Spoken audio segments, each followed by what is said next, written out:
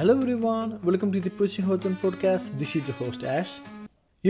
I've talked with so many runners on this podcast, and each episode has given me tools and tips on mental strength and words to remember when fighting the lows. While editing this episode before heading into my own ultramarathon, it ended up playing a huge role. I blew up my quads on a 16-kilometer descent, ran too aggressively, and overloaded them. Then came the toughest climb, and I started doubting if I could even finish. When the downhill came, I could barely walk. The pain was unbearable, and the thought of quitting was right there. That's when I remembered Jesse's words. If you quit now, you can't go back. Quitting is forever. One thing I have learned from all this conversation is problem solving and breaking things into mini goals. That's exactly what got me through. This is why I started this podcast. So someone out there can take wisdom from these stories, be inspired by how others overcome their tough moments, and then become an inspiration themselves. Jessie played a huge part in me finishing that ultra. So let's hear more from her own words. Please welcome today's guest, Jessie. Hello, Jessie. Welcome to the podcast. And this is one of the conversations I'm looking forward to have and talk to you because of the baddest thing that you have done. So thank you for your time. Yeah, thanks for having me. Before we start and get into your this extraordinary journey, can you please give a quick introduction about who is Jessie? Yeah, so I grew up in Canada, so that's kind of where my roots are. And I moved to Utah in 98, I believe, and I've kind of been here since. I'm a high school teacher, so I teach chemistry and yoga. Um, I'm about to turn 47. I have one daughter. Her name is Olive. She's 11. And yeah, I've been doing ultras and marathons since, well, my first marathon I did when she was 4 months old. And then after that, I just kind of kept pushing the distances. And I think I did my first ultra in 2016. So it's been almost 10 years. Yes. That is so interesting because I talked to Megan yesterday. She did the bigs backyard and she finished like 600 miles on it. So Amazing. funny story. She's also a teacher, and now you just said that you are also a teacher. And like, what is with all of you that are teacher and going into this big endurance events? Like, how did that even happen? Well, I think for the teacher part, I mean, you get your summers off, so that's a big positive thing. But it's also kind of like this just you have to be on all the time and you have to be so focused with your students and be in such a positive mood and be entertaining, and it's just like you're like an actor for 8 hours a day every day, and you have to entertain like 200 kids and deal with all the stress of parents, and if anything is wrong it's always your fault. So there's like it's a high stress profession. So I find you either have like teachers are usually really super depressed or not very healthy. So I think it's just a really big outlet for us to be like, okay, I need to be a better person. I need to take care of myself and I need to have some sort of outlet to get the crazy out. Otherwise, I'm going to explode. I mean, that's kind of what it is for me is that I'm like, running makes me a better person and it helps me, gives me that meditation focus time. And then the summers, because I don't have to work. I mean, I have my daughter. So I read a little meme on board teachers that's, true, I have summers off. So now I get to focus on my own child and take her to play dates and to the water park instead of focusing on everybody else's child. And it's so true. It's for 2 months out of the year that I actually get to be a full-time mom, which is fantastic. But so I think it's just a profession that allows extra time to kind of get into the mountains and to push yourself, but it also is a profession that, you can take the unhealthy way, getting into depression and not eating right and all that stuff, where you can take it more a healthier channeled way of exercise and, trying to be healthy and a better person. Definitely. It and also maybe you guys are endured to do these kind of things because you deal with kids and it's hard. Yeah, it's definitely a hard profession. Yeah. And you just said, right, you ran the marathon first and then you got into the trail running. But when did this journey shifted to this extreme endurance event? Because running trail is one thing, but then running the Arjuna Masters 300, Tahoe, Badwater, these are like next level of running. So when did this transition happen for you? It's probably like a little bit of a longer story for that, but I do have some autoimmune diseases. Like I was undiagnosed with Lyme disease for a long time, and when my doctor did find it, he told me that my body was too damaged and I'd never be able to run a marathon. I was also told that I wouldn't be able to have kids. And so when I had my daughter, I was kind of like, well, if I can have my daughter, then I can run a marathon. And so that's why I ran the marathon when she was 4 months old. And then I had a series of miscarriages, and running kind of became my outlet to kind of deal with all of that trauma and pain. And so I signed up for my first 50 miler after a miscarriage and started to train for that. And it was kinda like a one and done. It was so hard because I was used to running road for 2 years, and then I heard about this 100 mile that was by where I grew up in Alberta, Canada, and I signed up for that one, and I did everything wrong, and I crossed the finish line in 30:03:54, which was 3 minutes and 54 seconds over the cutoff time, and it really just, like, ate at me a bit. And so I instead of choosing that, "Oh, well, I suck, this isn't the right sport for me," I was like, maybe I underestimated and actually need to really focus on training."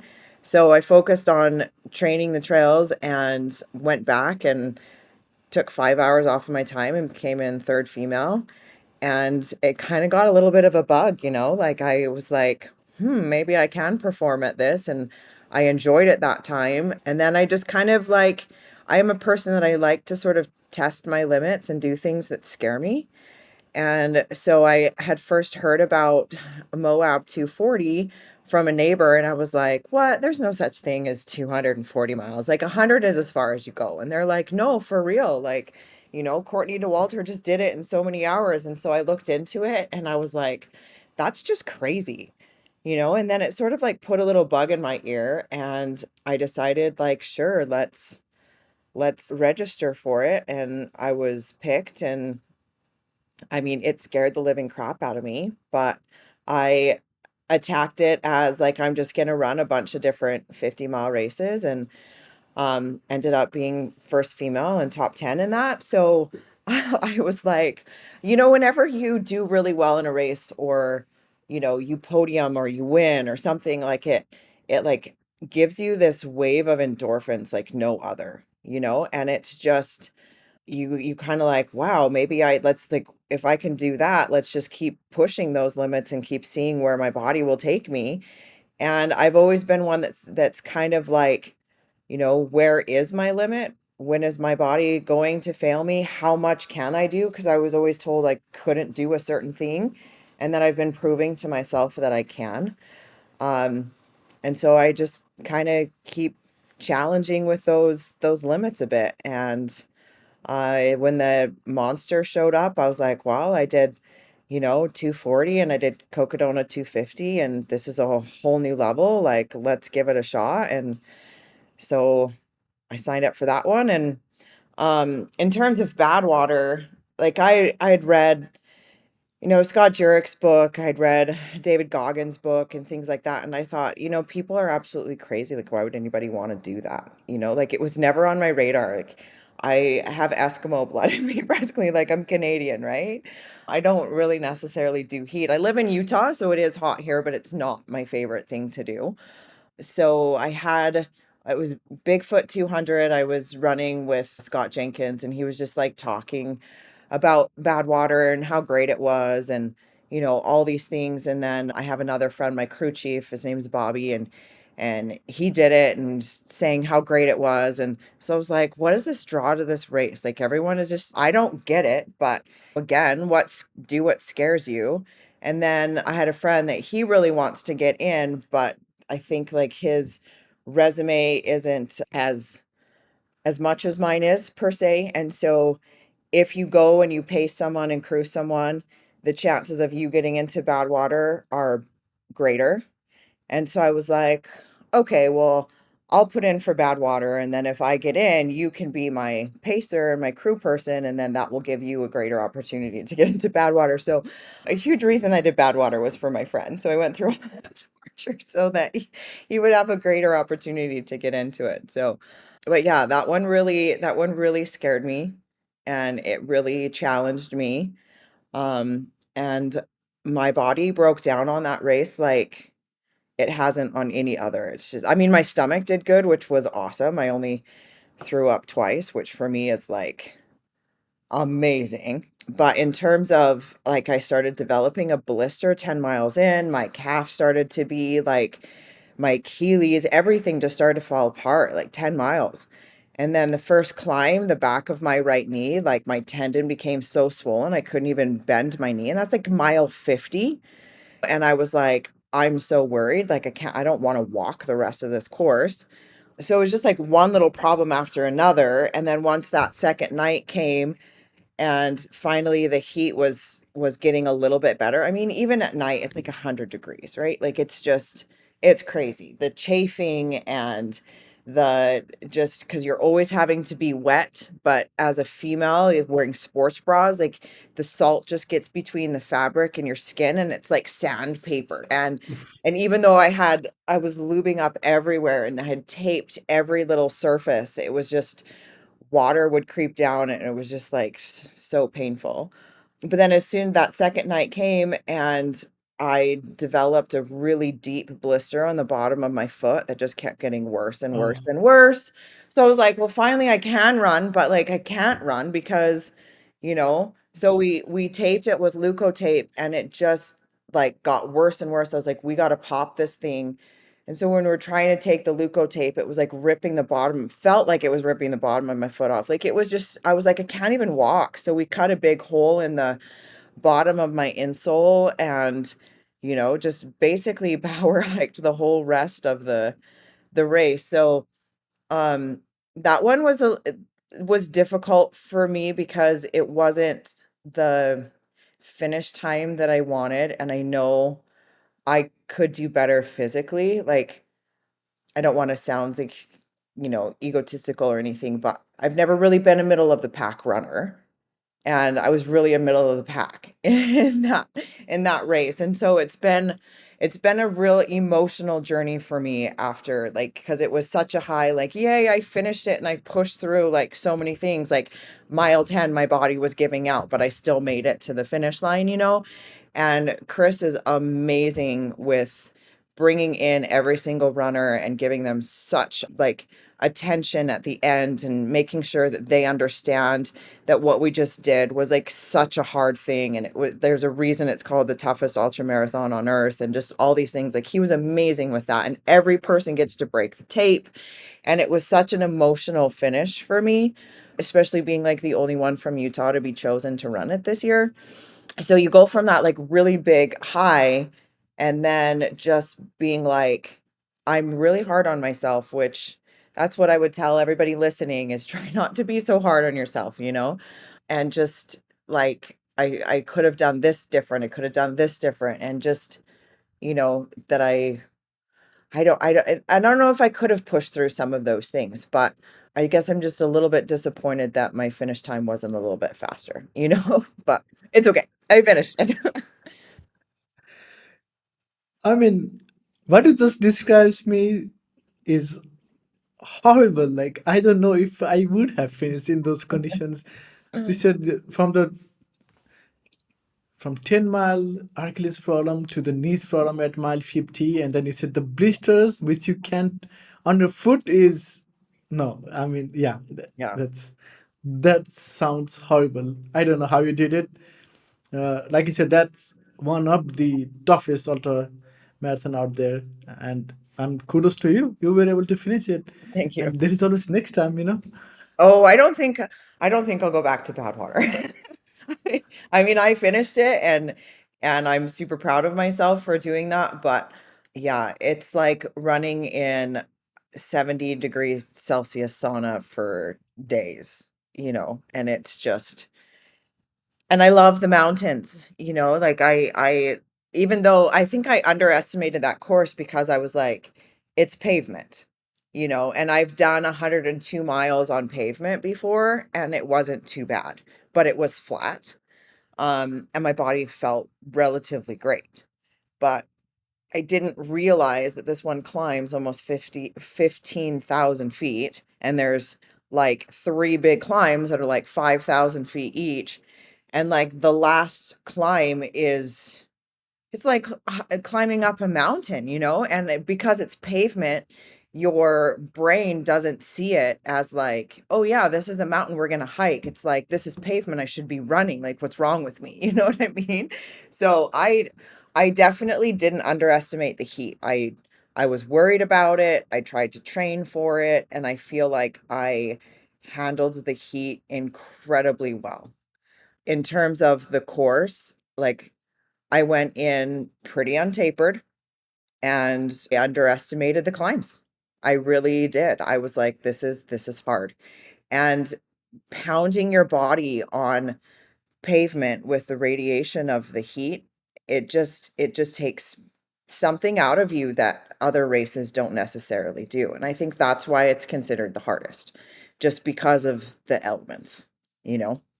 So yeah. The way you have described things is it's definitely it's not fun even thinking about it. Like, but also then you explain your conditions, and that was definitely not a good race for you personally, but in terms of how you felt, it's I don't know.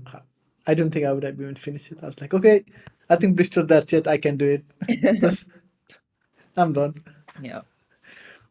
And Badwater is just like a tip of the iceberg for you, because in terms of what you have done, right? Because it's just there are other races that you have done is like, oh my god, you have done those things. Like you just said, Mohab to 40, and then you did Kokotona, and then you did Arjuna Masters 300 as well. So where does this thing came for you, where you are drawn to these extreme challenges? Well, I like to be by myself, so you have to like yourself and to be able to spend lots of hours alone in order to do this. But I think that like I there was a long time ago, I'm going to say probably in 2016, I had some body issues that were coming up. Like I had an issue with my Achilles and plantar and like all this stuff. And I've always been into energy work and like meditation and herbs and like very holistic approach to health. And so I went to a lady to try to heal some of these physical ailments by going a little deeper energetically. And she was like, why do you feel the need to punish yourself? Like, why do you feel like you need to use running as a punishment? And I was kind of angry because I was like, what are you talking about? Running is like, it makes me a better person. And I'm doing it to like, I think this is healthy. Why are you telling me that I'm using it in a negative way? And I was really offended. And I believe that if you get offended by what somebody says, there's probably some truth behind it. And so I think in a way, I was really angry about a lot of things in my life. Like, I never wanted to talk about my Lyme disease because I was always taught that, sickness is weakness. And so I didn't want to ever appear weak. And I didn't want people to, treat me differently or to be like, oh, I'm so sorry or whatever. Like, I just didn't want to tell people. And I was embarrassed about this condition that I had. And then with all the miscarriages and just, like I've had a traumatic past. And so I kind of did use running as a way to deal with a lot of that pain. And I didn't even realize that I was kind of punishing myself in a way. And then what running kind of does is once you have when you push yourself physically and your physical body gives out, then your brain sort of takes over, right? And so you have to, like, you can't spend hours and hours by yourself and not deal with your shit, and so it's like, um when I would run, I wouldn't run with music, and I would just let my thoughts just kind of like just come up, and I would be forced to deal with a lot of the things that I was suppressing for so many years of my life. And so I think that over time, with those miles, just started to heal a lot of that stuff. And I grew up not really liking myself and would have a lot of negative self-talk. And I'm going to be honest, I still do a lot of negative self-talk, which, every day is growth, and you got to just kind of push through some of your stuff and try to be a better person. But I feel like running began to sort of get rid of those negative self-talk, and sort of, like, because I started to build more of this, instead of always running away from my problems and always being distracted, I was spending more time with myself and getting to know the real person, right? Which is what meditation is all about anyways. I just use movement as it.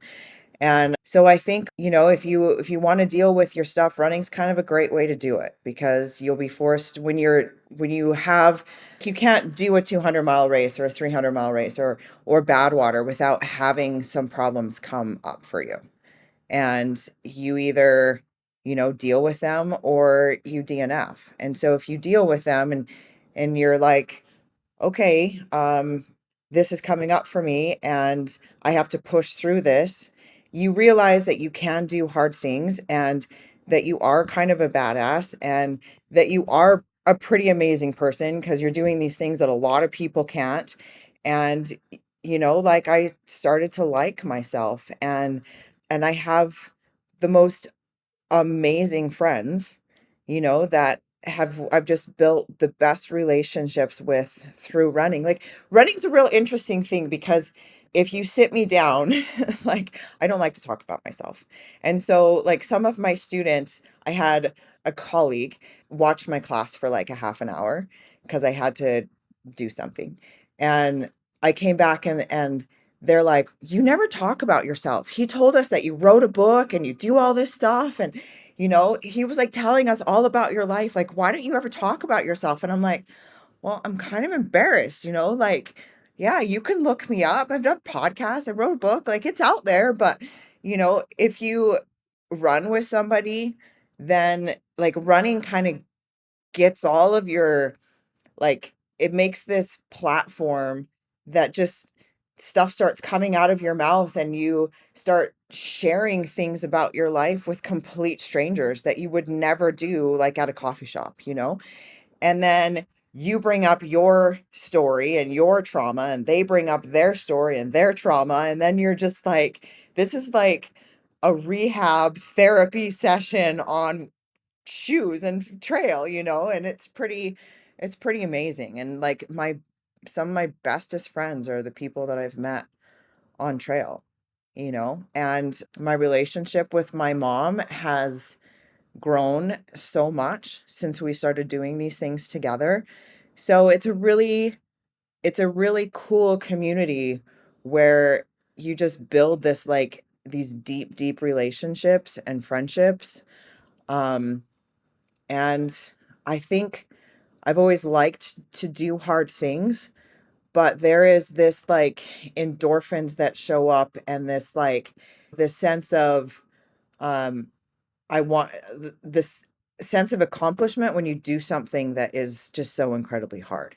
And I think that's maybe an addiction, where it's like, I've mentioned before, like, where are my limits? And, like, just going out and just getting so raw and depleted and vulnerable, and pushing through that and going into a place that people have to do psychedelics to get to that place, and I can get there when my body is just so broken down and my brain has to take over, and you just keep going, and you're just so raw and vulnerable, and your ego is stripped, and it's like, it's a really cool place to get that not a lot of people get to experience that same form of vulnerability and depletion and like, oh, this is who I am really without the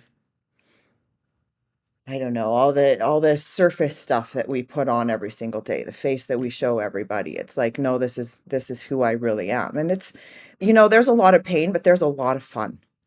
There's a lot of good times. Like I've had more laughs and more stories on those trails that I would I'll never be able to get back those memories. Like I wouldn't trade it for the world.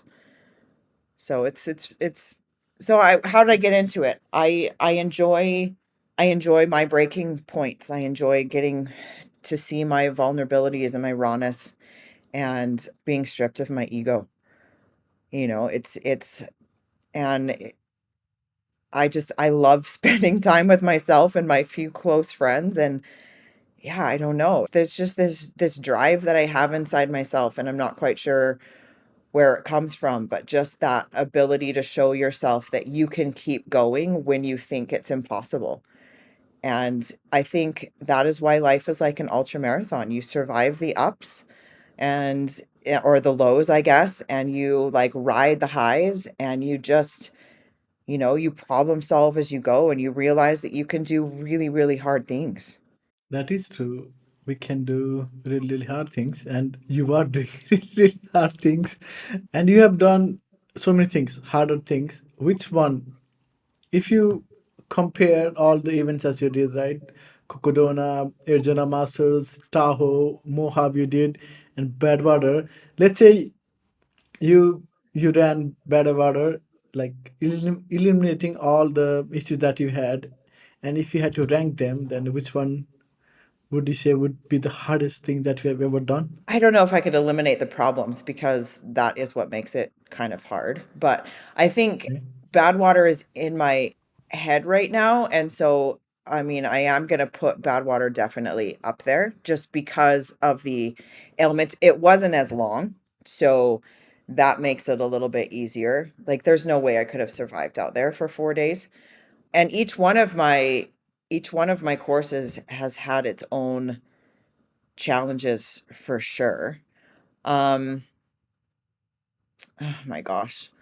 I'm gonna say, the monster had some definite hard things in there. So did Cocodona. And what I mean, was it last year? Was it last year's Tahoe?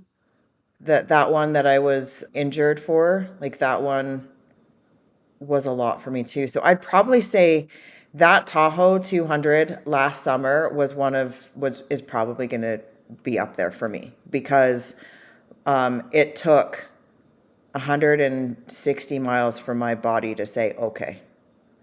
Like it was just, I mean, every single aid station was just, am I going to be able to endure this? Just because I had a real bad Achilles issue where my foot doctor was like, "How the crap do you think you're going to do 200 miles on this?" Like, I had done PRP and prolotherapy and I was in a boot and it was just like try not to get this thing to tear. So it was that sort of thing and I was really worried about it the whole time.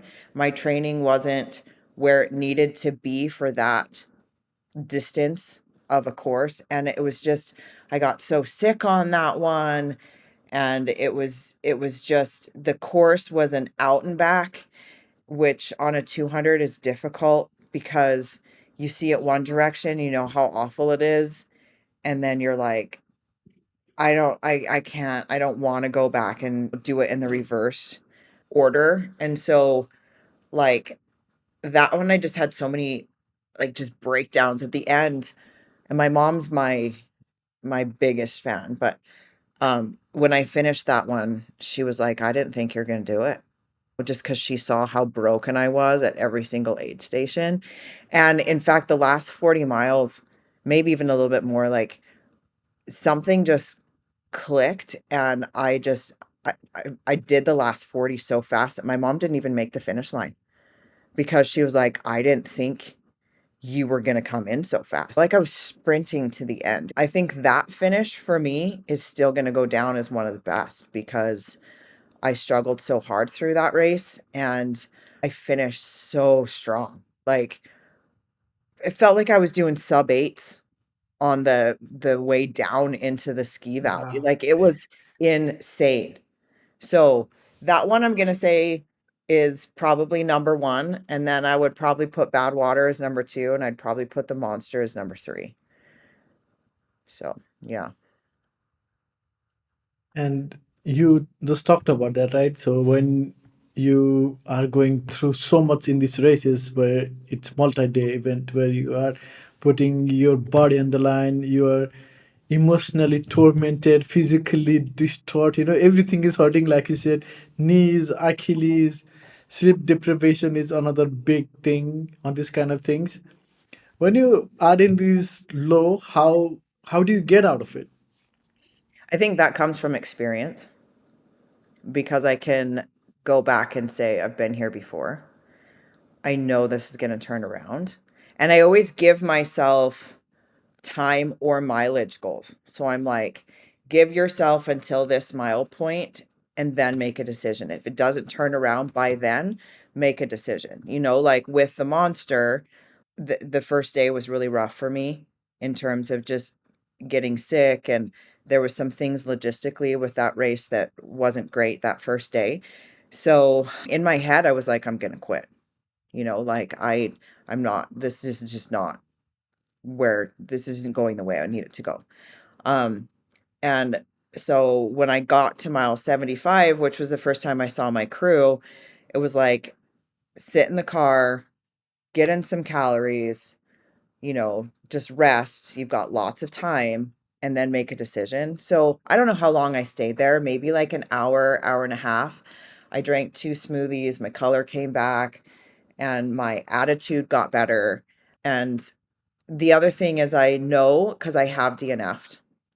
And for somebody that is so hard on themselves like myself, when I DNF, I have a very hard time forgiving myself, and I'm not very awesome to be around because I go into this self-loathing mode of, we all have subconscious beliefs that govern our lives, whether we think we've done the work or not. And mine has always been, I'm not good enough. I'm never going to be good enough. And like, nobody's going to love me. Right. So just things that were kind of conditioned in me when I was younger. And so when I fail at stuff, it brings back all of those like childhood subconsciousness. Like we all have a deep inner child that's never grown past a certain trauma. And so even when we do all the work, we still have that little inner child that needs to be nourished.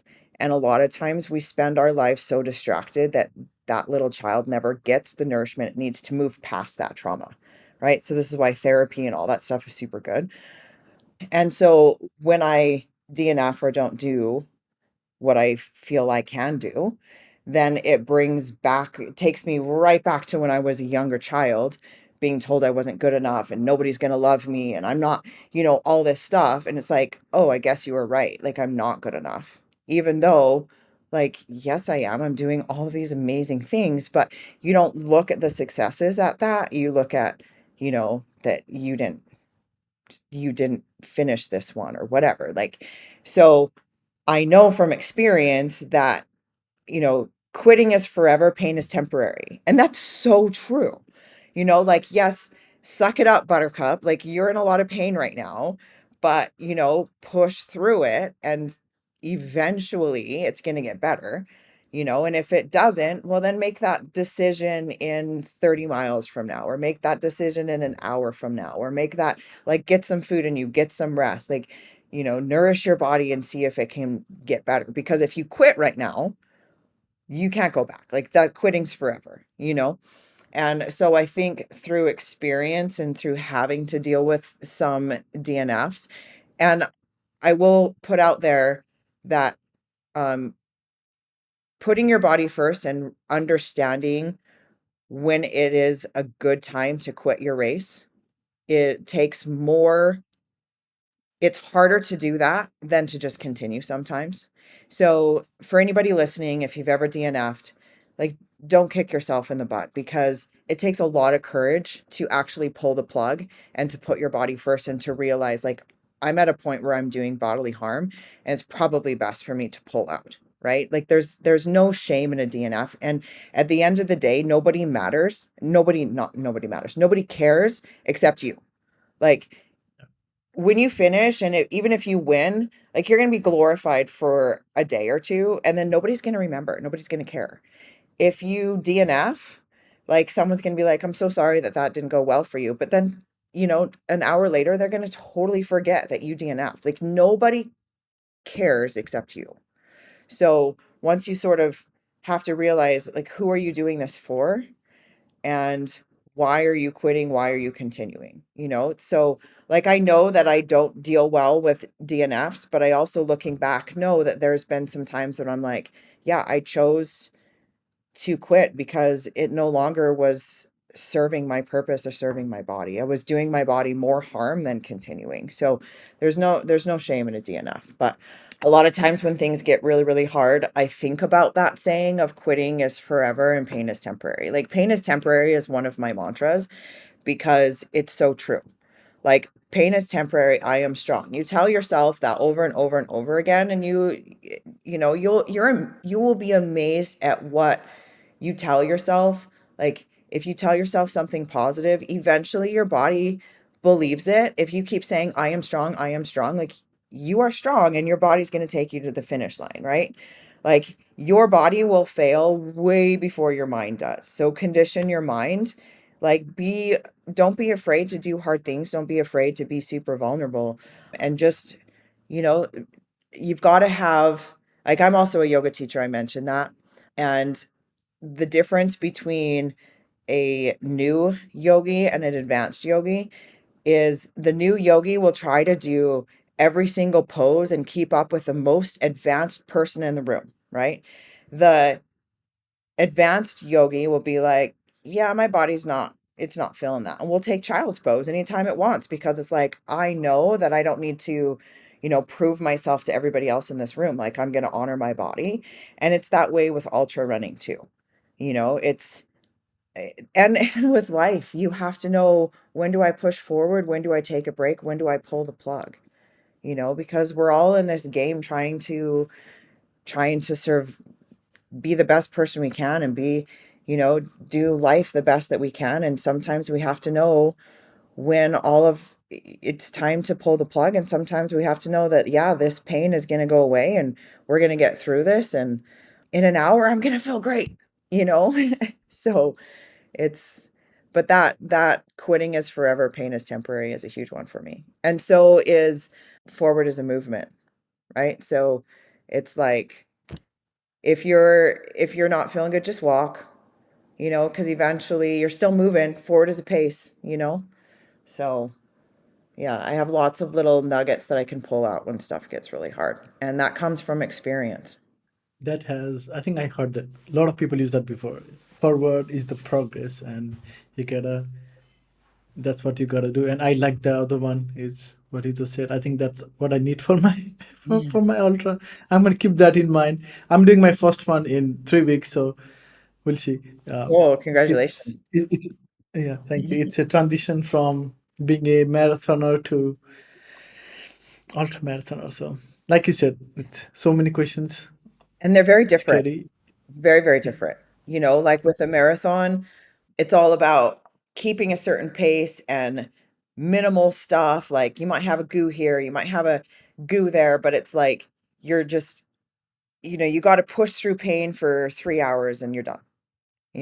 With an ultra marathon, it's like, people call it an eating competition all the time. And I always say that they make money off of me because I can never eat.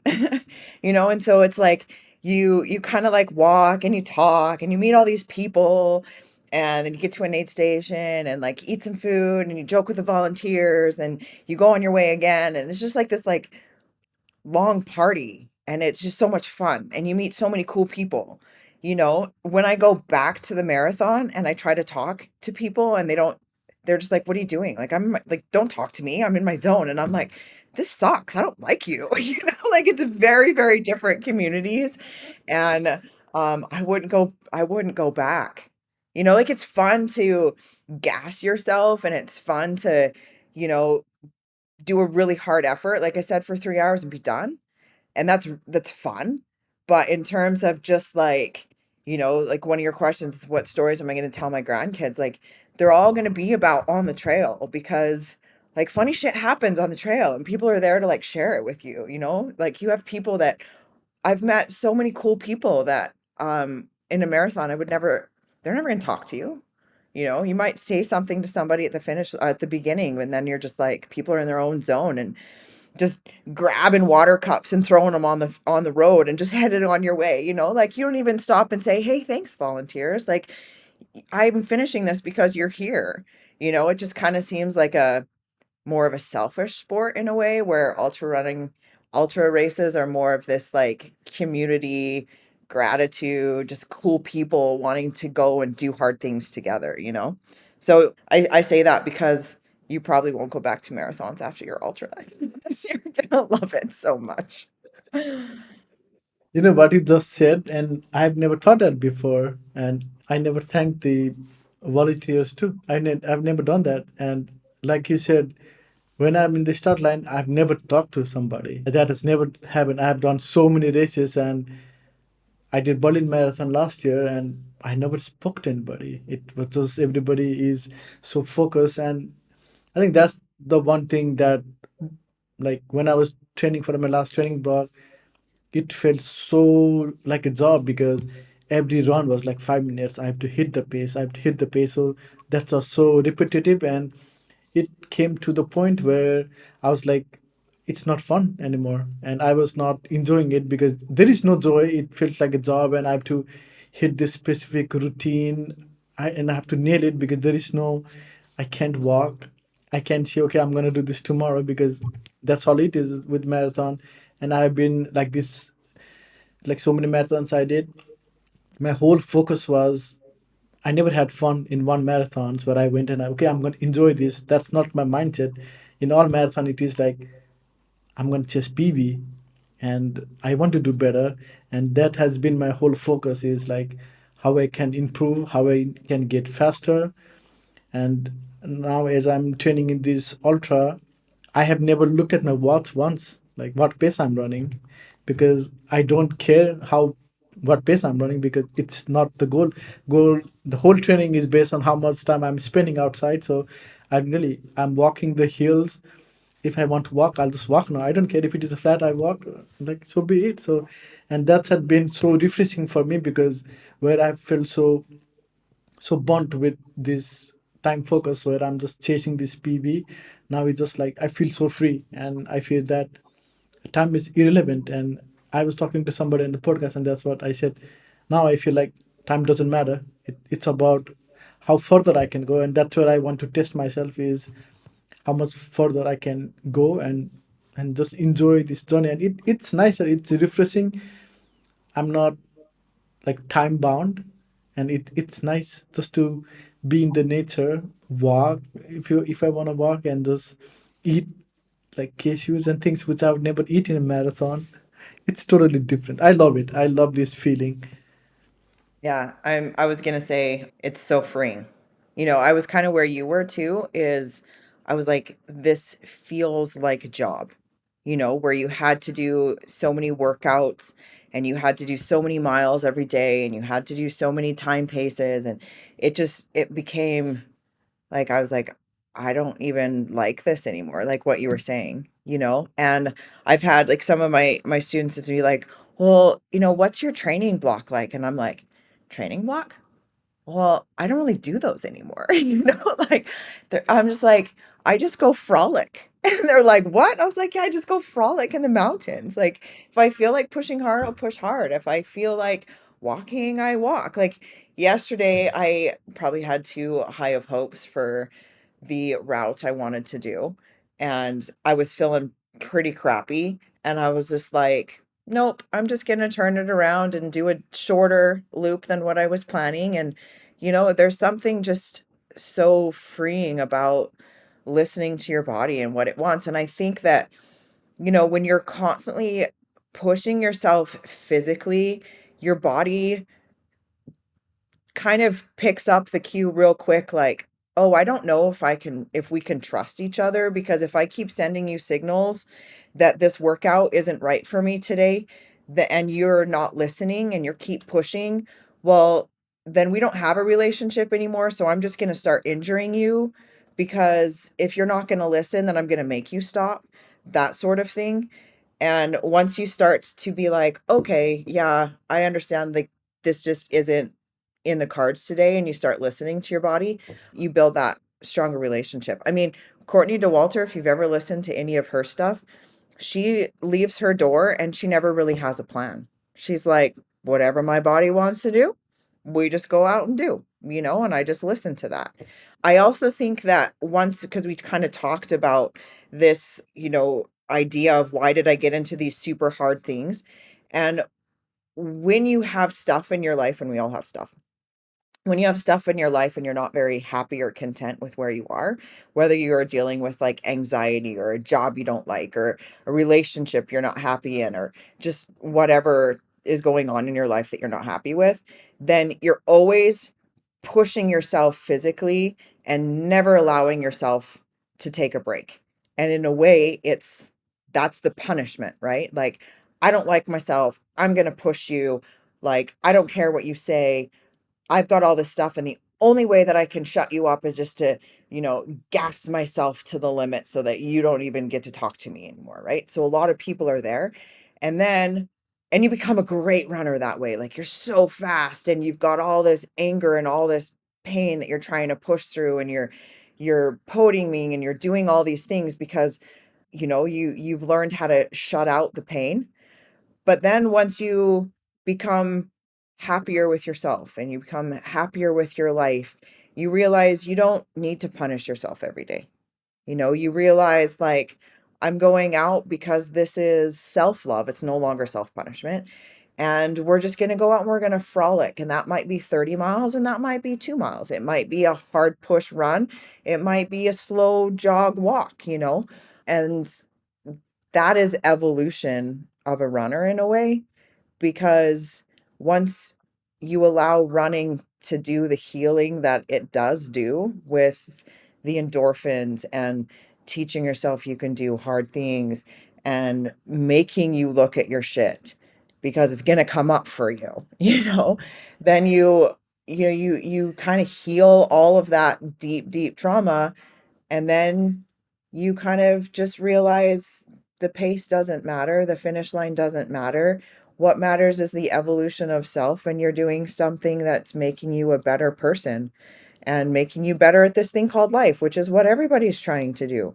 Whether you do it with psychedelics or whether you do it with therapy or whether you do it the unhealthy way and you avoid it through addiction of drugs and alcohol and all that kind of stuff, or whether you do it through, running and or meditation or yoga, like, everybody's just trying to survive in this thing called life. It's hard. Life is hard. And I think a lot of people have a hard time saying, like, yeah, life sucks right now. Like, this is really hard. And so I think when you do hard things and you show yourself you can do hard things, it makes life a little more manageable. So I'm glad that you're going over So into ultras and you're seeing that. I think that's a great transition. That makes me happy. while you were talking about this, I just remember I was editing Lucy's episodes, Lucy Bartholomews episode. It just came out yesterday or 3 days ago. And she said along the lines that, and what you said, that kind of resonates is when you are not happy, right? And then when you are running, like, and I so totally related to that because, like, we was talking earlier on when I was doing these marathons and I was trying to hit this pace, and I was not having fun because it felt like a job, and sometimes job is not fun. And if you have to do push yourself to the limit while you're just doing a training run, then it's not fun. It becomes so sad, and your body is not enjoying it. And I kind of thought what she said, and it was like, oh, that totally makes sense. So now when I'm going for a run, and like how you said, Before, everything was about pushing, pushing, pushing. Oh, Achilles hurts. It's fine. I'm just gonna run, and I'm gonna keep doing it until I broke. I kept running until that happened, and now my quads was hurting for a little bit. I was not injured. I know I could have run, and I was like, oh look, okay, I need to stop. I need to take a break. So I took few days off because it's okay. I'm happy to do it. But before, as was in this phase where all that mattered was I need to hit this pace, and the mindset was so different. And now the mindset is so free that now I'm completely okay not to run a few days because I know that will be helpful in the long run. And that's why in this training block, I just have taken days off when I just felt something. But before I was like constantly keep running, tap it, whatever I need to do, I need to keep running, I need to get back. So like you said, it's been so freeing. Now I'm not bound to time, and I'm not bound to push myself where I just need to go, go, go, go, go. It's just like, yeah, it's nice. And something sucks, some run sucks, but it's okay because there will be better days tomorrow when I go out, run again, then it will be nicer again. So I can relate to that. Yeah, I think we do a lot of things or don't do a lot of things based off of fear. And I know that if it was when I first kind of started getting into this, if I didn't hit my goal that day, or if I didn't do the run I was supposed to do that day, or if I took a day off that wasn't in what I thought was the best schedule, then I was afraid, well, then I'm going to lose so much fitness if I don't do that speed workout that week, or I'm going to lose this if I don't do that. Everything was like fear-based. Um and now it's kind of like, well, if I feel like I'm really, really tired, or if I just need a day off, then I just take it. And I know that I can go back the next day and I'm really not losing anything. You know, I mean, I am really bad at taking time off. I'm okay taking a day here or there, but like Badwater, for example. Okay, I finished Wednesday morning and I took Thursday and Friday off. I went out and I did a walk, run 6 miles on Saturday. I took Sunday off, and I've been running this whole week, not like what I normally would, but so I took 2 days, with the monster, I took like 3 days. Like, I see my friends and they're like, yeah, after 100 mile, I take a whole week off. I'm like, you are amazing. I wish I could do that. But I don't have another way to get the crazy out. Like it was just, I know that I've got stuff. And if I take too many days, I'm like, I don't know. Like I can relax just as much as I can push. And so I love to read. So I read a ton of books. I also, we all kind of have addictive personalities if we're doing this sort of sport. And so it's like if I find a certain series that I like on TV, like it's really hard for me to just watch one episode. Like, thank you, Netflix. And me too. We could sit down and watch like 20 hours of a show if we wanted to. We don't have to wait, you know? And so it's like, my gosh, I've been on the couch for 6 hours, like watching this series. I should probably go out and do something physical, Like I do have that. And I wish that I could just be like, it's kind of what you said. I give you permission to take a break.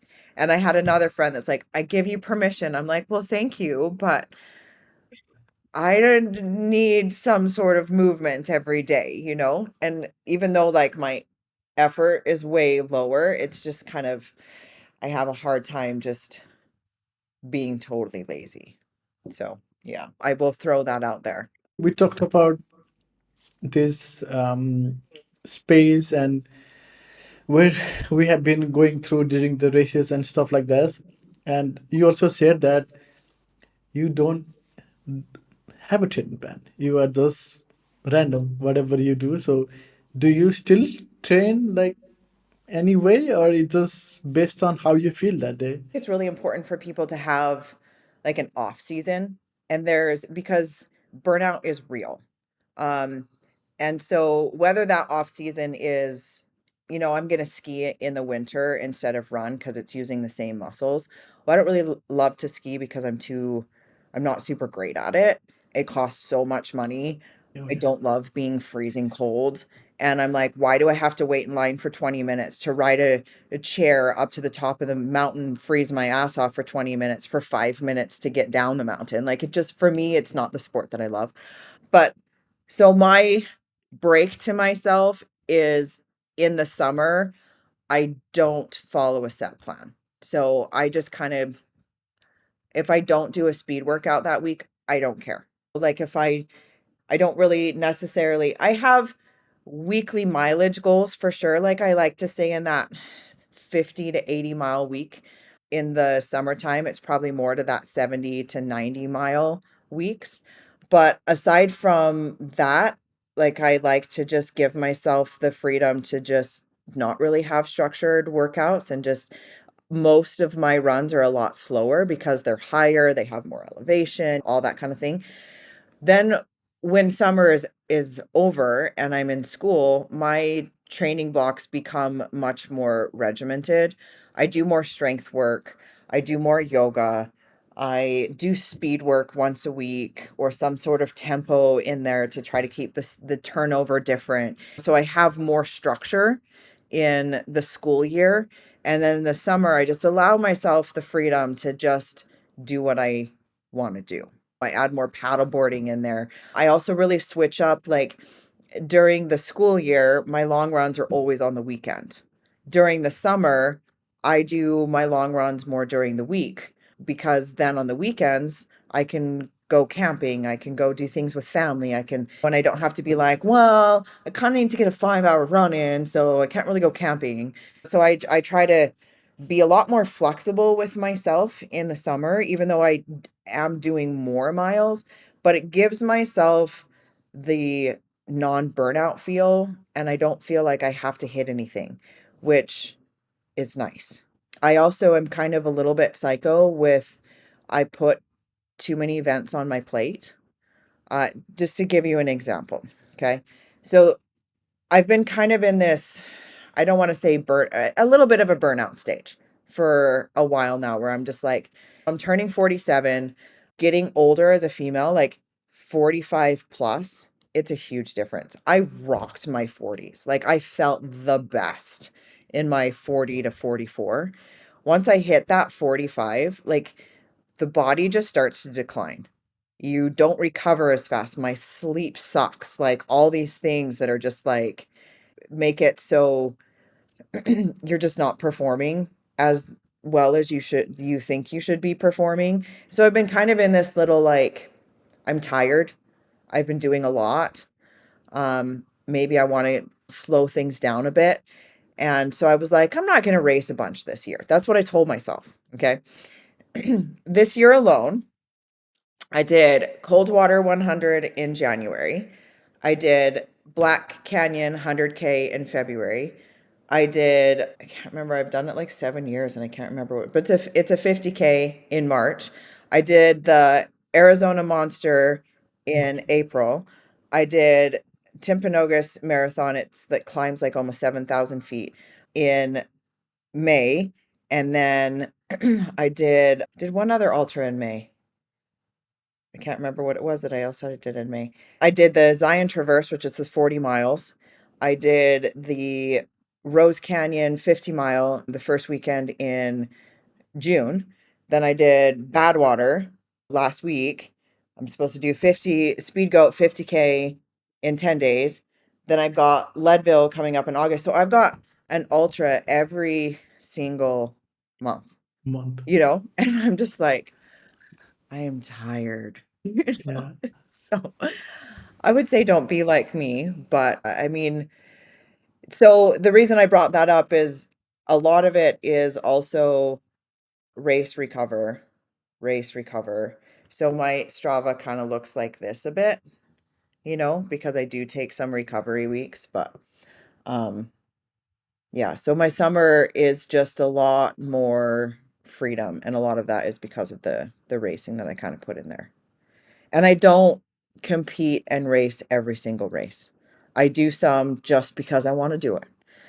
So I'd put that, if I got people listening that are like, wow, if she can do it, like, I mean, I can race like every single month. And I would say, pick a couple A races and then the rest just kind of do for fun, you know, like you can find the super structured runners that are going to win everything they do, like Courtney, and you can find the non-structured runners that have different goals, like Andrew Glaze, and he just goes out and runs 100 miles every single week. And sometimes that's one race, and Yep. sometimes that's just like, I mean, my body can't do that.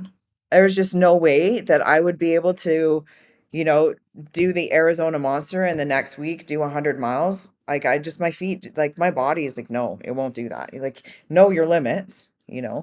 So, yeah. Yeah, I think he is the one I saw with the Cocodona going on, and I always remember his famous thing. He said, 247 gone and 5K left, and your mom can run 5K. And then when I'm running now, that's the thing I remember always is when it's hard something, then is I just remember that, okay, and Glaze said that, so my mom can run 5K, so I can run 5K. That is literally what I said last time when I went for running. When it was getting tired, I was getting up to 26 kilometer, and then I had to run 30 kilometer that day, and that's what I said, your mom can run 5K. And then I made it, but it was like, it's funny but how different mantras people use. And then when you go and see them and talk to all these incredible children like you, and then it's just like so many things that I can pick up to, and then it's so fun. And I was talking with Chris the other day, and his checklist was, am I dead? And I was like, no. Okay, that is great, I'm gonna use that in the next one. I love it. And it's Yeah. funny how it's funny that how people use different things for this mental approach. But in your case, you did Arizona 300, Lake Tahoe 200. For this kind of race, like, is it just like competition mode, or for you it's just like, I'm just gonna win it? Yeah. Or So there's only been one 200-mile event that I haven't podiumed on, and that was the Tahoe when my Achilles was awful. I was still in the top 10 for female, but so how I approach a 200 200 plus is definitely, I mean, of course, I'm always going into every single one thinking and wanting to be on the podium because my strength is not speed. My strength is mental. Like there's not a lot of people who are tougher than me mentally. There's a gazillion runners that are better than me physically. But when it comes to mental strength, like I have the ability to push through things that most people can't. So the longer the distance, the better I do because I can keep going and going and going and going despite all of the issues. And I think with my experience too, like with Arizona, when the front of my foot just started to flare up really badly and I basically couldn't like dorsiflex or do anything with my foot. And at first I was like freak out, right? And then I was like, this exact same thing happened at Cocodona. Then it went into my knee. You eventually got over it. You need to get into the aid station. You need to ice it. You need to ice your knee. Like it's gonna get better, and it did. So it's like experience teaches you that these little niggles, like take care of them and then they'll get better. And I think that's what was frustrating for me at Badwater is that, like before I'd be like, oh, it's a blister, it's gonna be fine, just push through it. But it was like, okay, I've got a blister, my something's not working, we're gonna switch the shoes, we're gonna fix the blister, we're gonna switch the socks, whatever. Like just as soon as it would show up, like, let's fix this.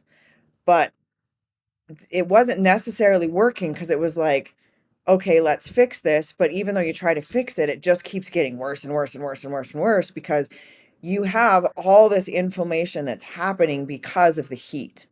Like I personally do better in colder races because the cold is like it's like being in an ice bath all the time and it's reducing all that inflammation, but you put that into 120 plus degree weather and your body is trying to survive and you're asking it to exert itself physically and it's just like inflame, inflame, inflame, inflame, and nothing nothing is helping. So I think that's why I was really just I had a real meltdown at Badwater at probably like mile 100 where I just had to like lay down, put a blanket over my head, and just have a little come to Jesus with myself. And like my crew members tried to talk to me and I kind of got into the little this sucks. Why am I doing this? I don't want to be in this pain anymore. Like I just want it to stop. Like and we all have those moments. And then they were like, "Okay, what do you want to do?" I was like, "Just give me 15 minutes." And so they left and I just like I said, I pulled the blanket over my head, I shut my eyes, and I just like reset.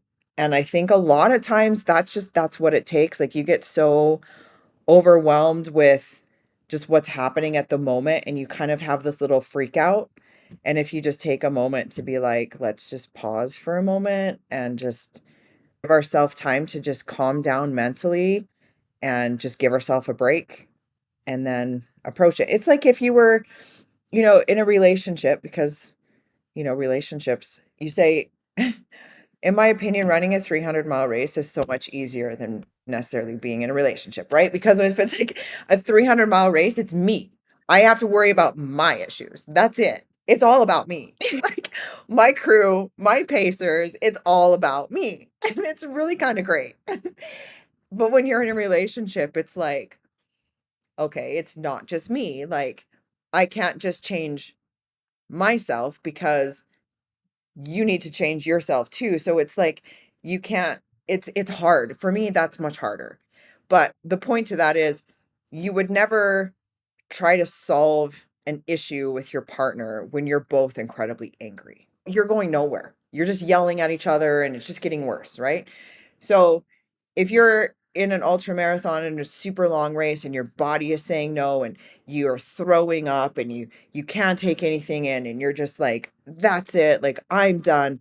You never want to make that decision at that point because everything's awful right now. So just take a moment to just stop, breathe, tell everybody to go away, close your eyes 15, 30 minutes, 1 hour, however long it takes, and then decide when you're not so like, "Oh my gosh, everything is wrong." So, you're never not going to have an issue show up with an ultra marathon. The longer the race you have, the more issues that you're gonna show up in, and you've gotta be able to have, like, a plan. And so, anyone that's listening and that's new to this, I would say, like, if you have a real big issue that's showing up for you and you wanna quit, just take a moment, tell everybody to go away, sit with yourself for 15, 30 minutes, 60 minutes, whatever it is, let yourself reset and then make that decision when you're in a better headspace.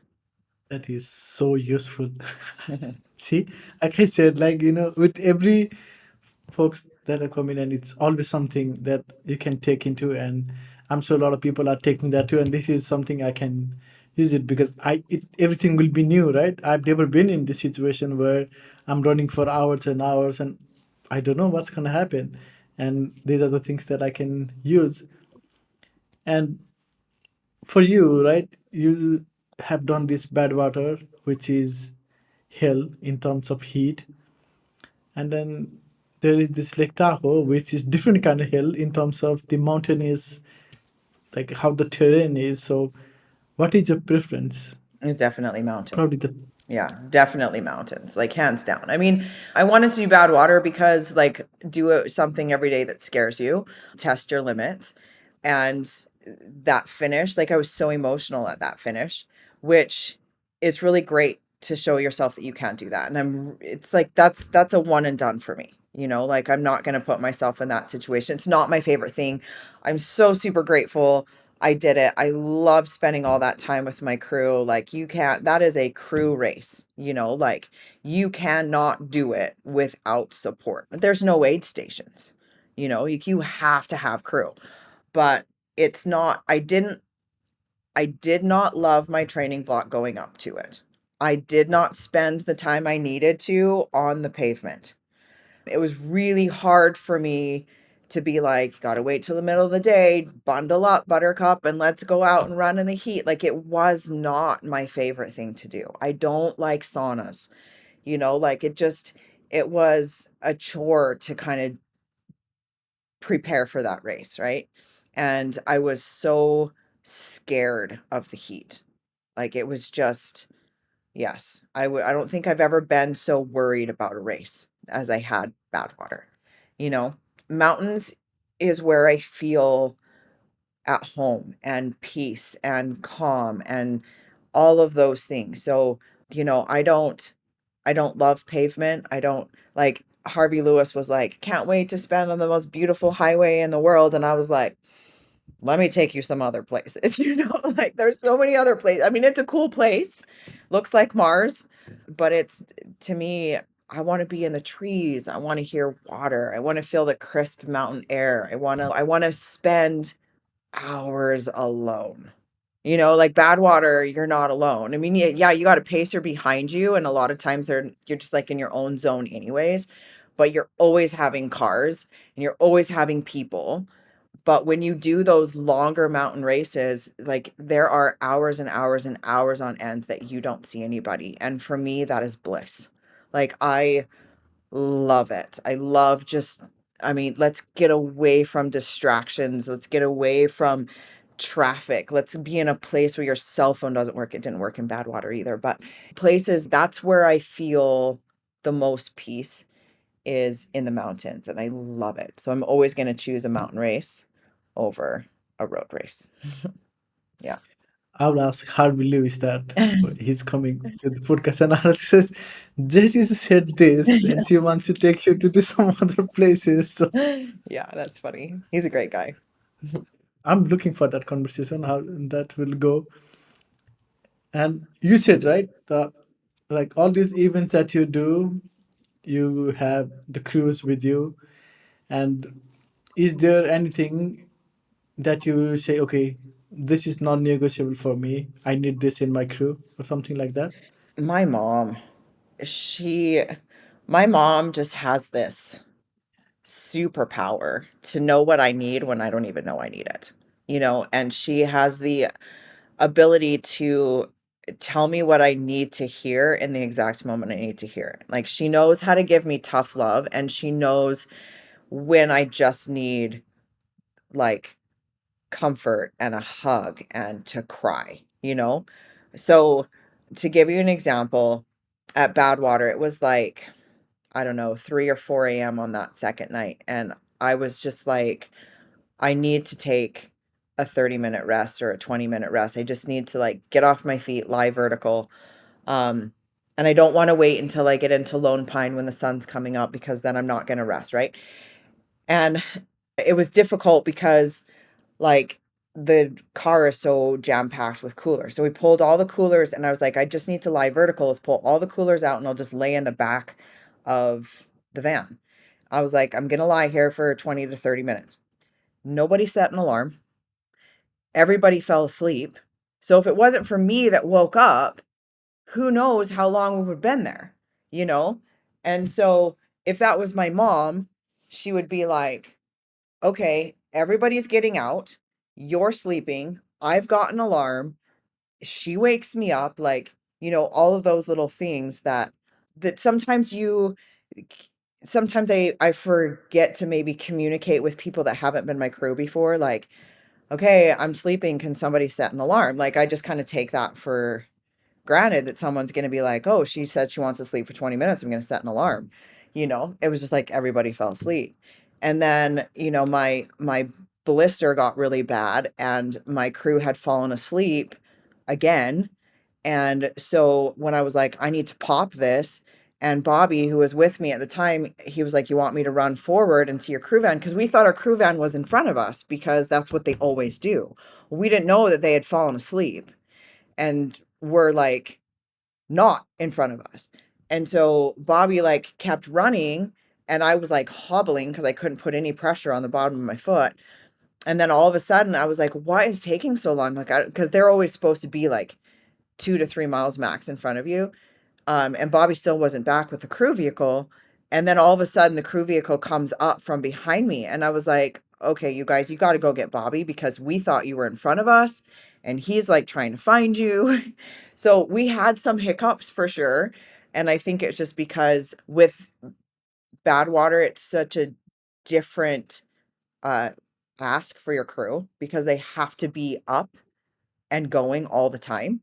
Where like with these longer races, there'll be, an entire day that you don't see your crew, like 75 miles, 65 miles, whatever. So your crew can sleep, they can eat, they can shower, they can hang out. It's not like they have to be with you all the time. Um, so my mom is huge. I mean, she told me at the Arizona one, she's like, I'm retiring after this race. I can't see you in pain anymore. If your daughter decides to do this, you'll understand. And I'm like, well, I guess I can't do it anymore either then because I literally can't do it without you. I've tried to do it a couple times and it just doesn't go as smoothly without my mom. So she's my number one. Um, my other, I don't know, I'd probably say like where I sleep, the back of my car, just making sure that it's horizontal, that I can crawl in the back of the car and I could sleep for like 20 minutes. So that's a pretty big thing. And I am one that I do better on real food. So I eat really, really clean. And a lot of that has to do with my Lyme disease. I don't digest food very well.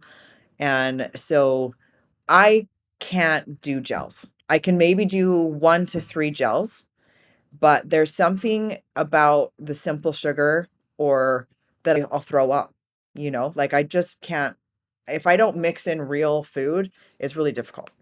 And so that's why, again, I like maybe the mountain races, the longer ones, because every like 20 to 50 miles, you've got real food, like you can eat pizza or you can eat a breakfast burrito, you can eat eggs and bacon, whatever.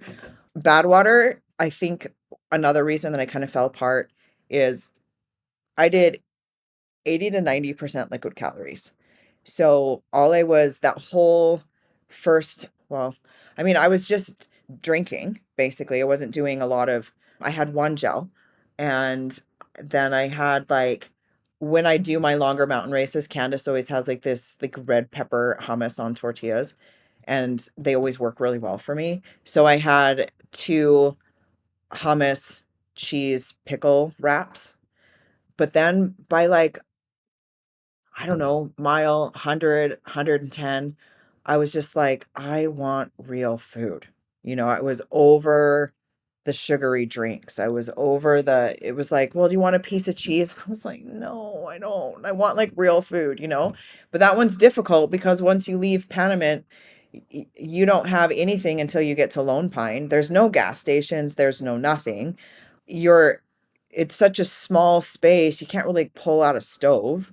If I had to do it again, if anyone's listening, this is what I would recommend. Bring a jet boil and bring a backpacker meal so that second night you can have something solid. If I would have done that, I think that second night would have been significantly different. Because once we got into Lone Pine and I was just felt like it was a death march, I told my crew to go to McDonald's and get me hash brown and egg. And I ate hash brown and egg and it just turned my whole mood around. So like I was able to power up the hill. I was laughing. I was having a good time. So real food is a game changer for me. I don't do well on candy. I don't do well on sugary drinks. I don't like gels. So, yeah. As looking back at your journey, right? You've been running for so long and you have been doing tougher and tougher races now as compared to before when you started. How has your relationship changed with running over the time, and where is that fire coming from that is making you go and start these lines at these tough races like Badwater, Arizona Masters 300, Lake Tahoe 200? Like, where is that fire coming from? Well, I think all of us have that fire. We just have to tap into it. So, I've always been a real fiery person. And how has my relationship with running changed? Well, like I was saying to you, I do a lot of these races for the experience and not necessarily for the win. Like there's a lot that I go into and I don't set high expectations for myself for a lot of them. Like I just kind of like, okay, we're going to go in, we're going to get this done, we're going to do the best that we can. If it ends up with a podium, great. If it ends up with a win, great. If it ends up not, I'm always disappointed, but it's fine. I think where it kind of was like, can we actually run a marathon? Can we actually qualify for Boston? Can we actually run an ultra marathon? Can we complete a 100 miler? And then staying on top for a while, it became a lot of pressure. It was really, I, it was a weird thing for me. And I remember I was doing a race in Colorado and I was at the start line and like random people came up to me and they're like, you know, Jessi, what other 200-mile racers do you have going on? And I had a person come up to me at Cocodona and be like, "You're Jessi. Can I take my picture with you?" And just like I'm just some regular old person that's like a teacher and lives in Utah. Like I'm nobody special. And they've got all these people that are like, "Wow, you're Jessi." And it was kind of a weird thing for me. And then when you're on top and I feel like I was there for quite a while, that at least for 4 or 5 years, that it kind of went back to being a little bit more of a job, like always having to post stuff for my sponsors and feeling like I always had to perform. And then if I didn't perform, like you feeling really bad about yourself. And so then when I got that really bad injury, with like the hip and then the broken knee and then the Achilles, like all of that just kind of like, all within a year. And I lost my sponsorships and the perspective sort of changed. And so now it's like I go into these races not necessarily like as a forerunner, as like, yes, this person is going to win it. It's kind of just like, let's just go and enjoy it. And then whatever the result is what the result is. So that's kind of freeing, even though a lot of times I have a hard time with the result if it doesn't, like with Badwater, like I didn't do the time that I wanted to get it in. It's so that's where the relationship has kind of shifted or changed, is I don't feel like I'm a big fish anymore. And that was really a hard awakening. I had a really hard time with it for like a year and a half. But then it kind of just got to, what am I doing this for? Am I doing it for the ego and the win and for the people, or am I doing it because this is what I love and I love to push myself? And so I think that's where kind of maybe the fire is I like to be by myself. I like to do hard things. I like to push myself because it shows me my limits. It shows me my vulnerabilities. It shows me the things I need to work on. And I think we all continuously need to work on ourselves, right? So, yeah, I wish I could say that I'm perfect but that's not obtainable. And I think that I do really struggle when my body doesn't perform the way that I want it to perform. I am incredibly hard on myself. And I would tell anybody listening to give themselves a little bit of grace and not be so hard on themselves, because I know how detrimental that can be.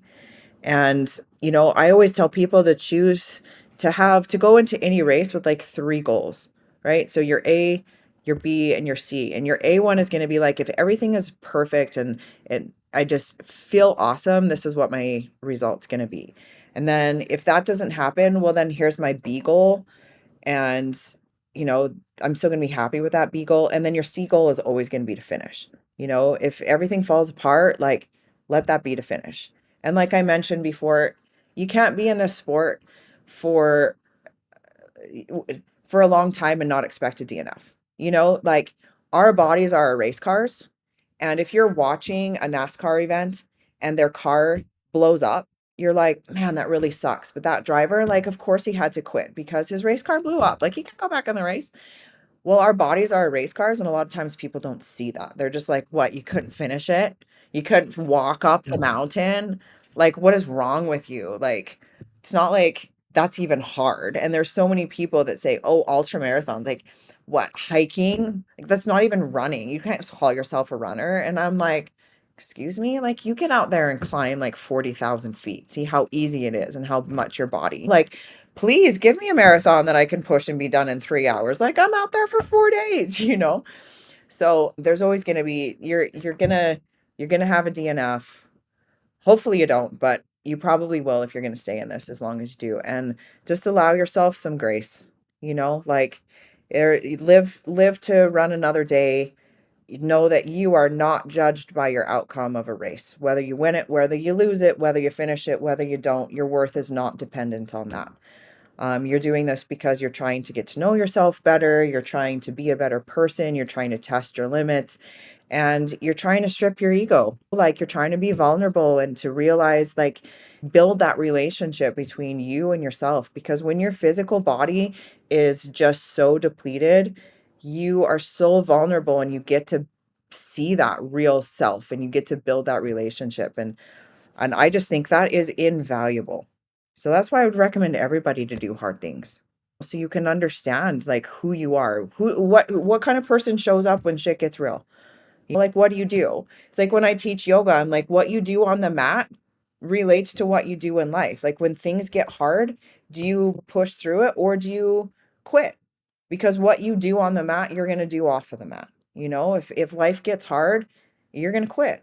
Or if life gets hard, you're going to choose to push through. And I think that's why it's important for everybody to do hard things. And I think that this upcoming generation, they're losing that because they're coddled. So, yeah. That is nicely said. And a few things left before we hang up. So, if somebody is listening to you, right? So, as you know, there is so much debate about ultra running and like marathon running, where you have to constantly run. But then when you're doing these longer endurance events, people don't think this seems it's a running, and there is this misunderstanding. So, what would you say to those people who don't see this as a running, or just to change their mind? I'd say go and do it. I mean, put your legs where your mouth is. So if you like, I mean, I've had marathon runners because I started with that, right? Some of my greatest friends are them. And they come out and they pace me on some of my long runs and they're just like, I am exhausted. And I've only done 50 miles cumulative and she's still out there. Like it's a different beast.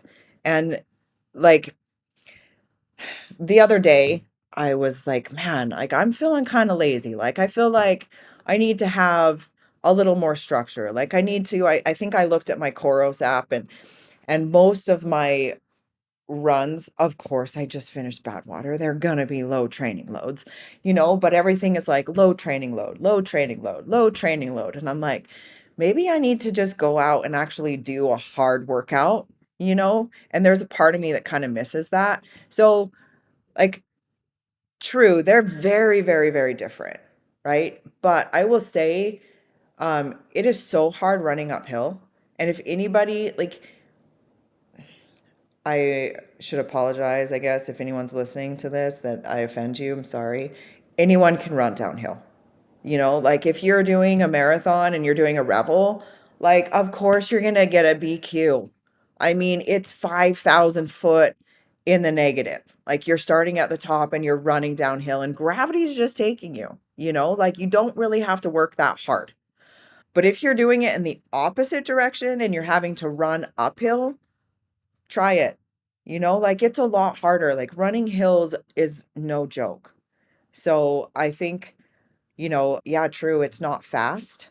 And I can't run a 4-minute mile or a 5-minute mile. So, like, I can't speak to that because I'm sure that's really freaking hard, to be able to do that for 20, 26 miles.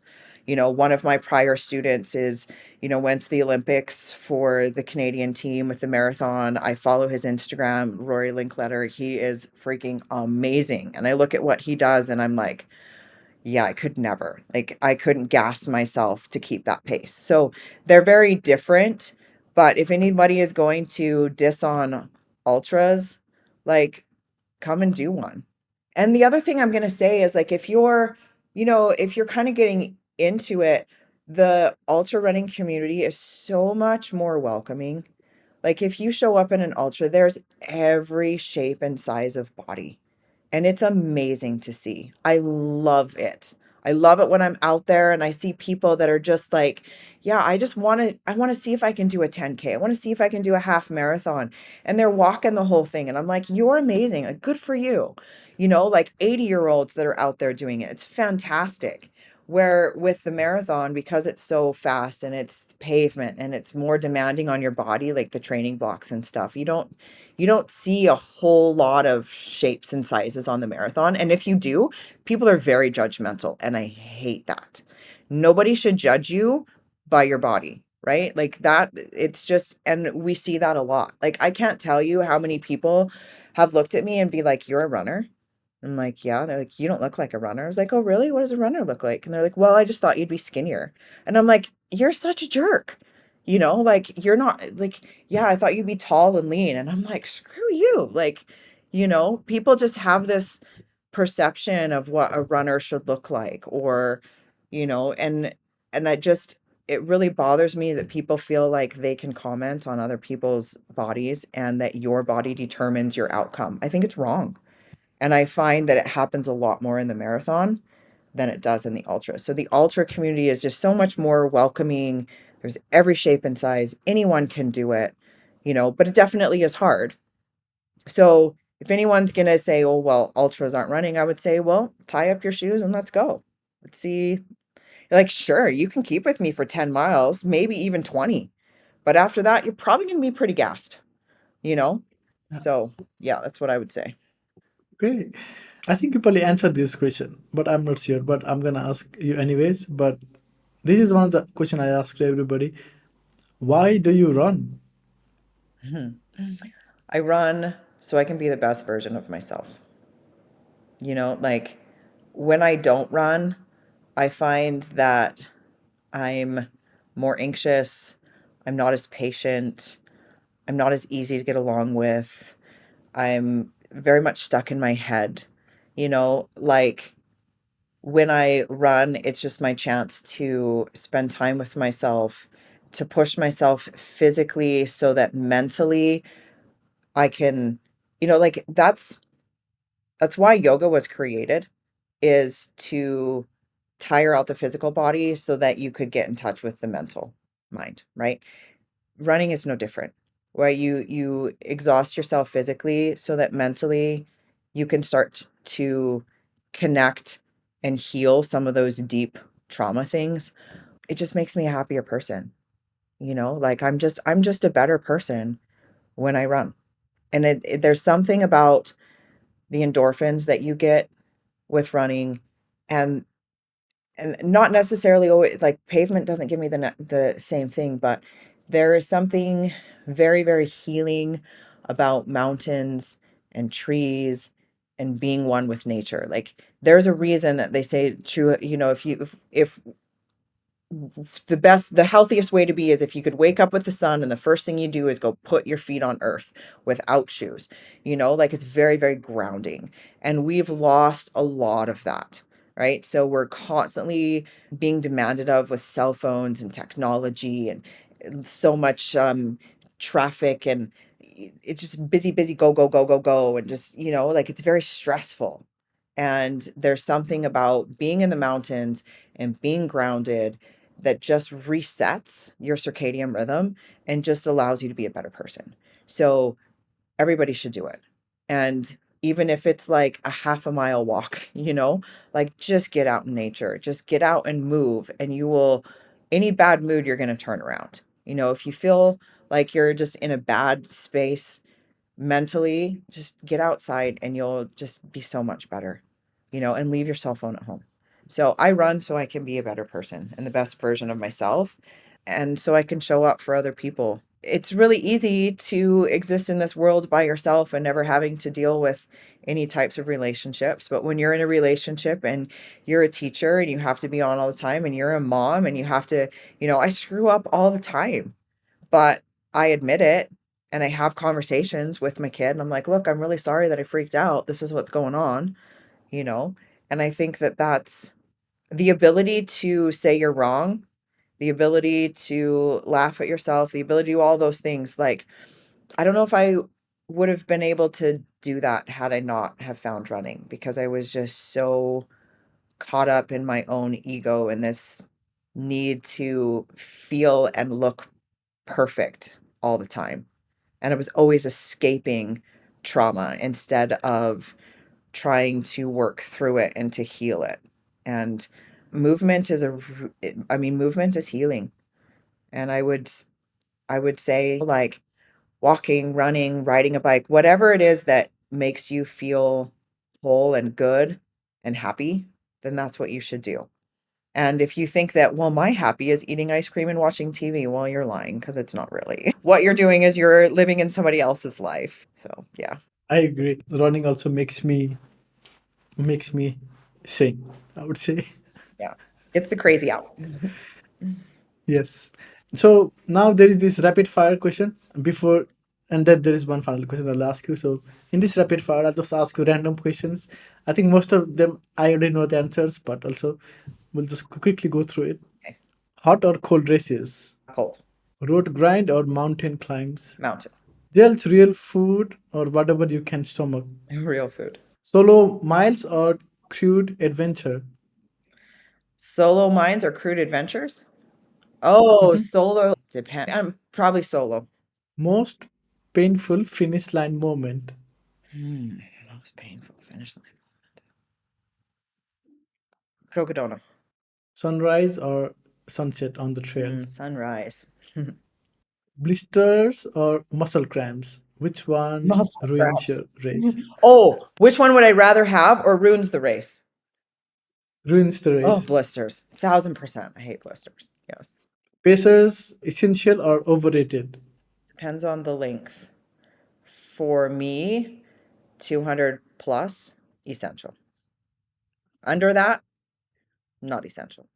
Post race cravings, burgers, pizza, or straight to bed? Pizza.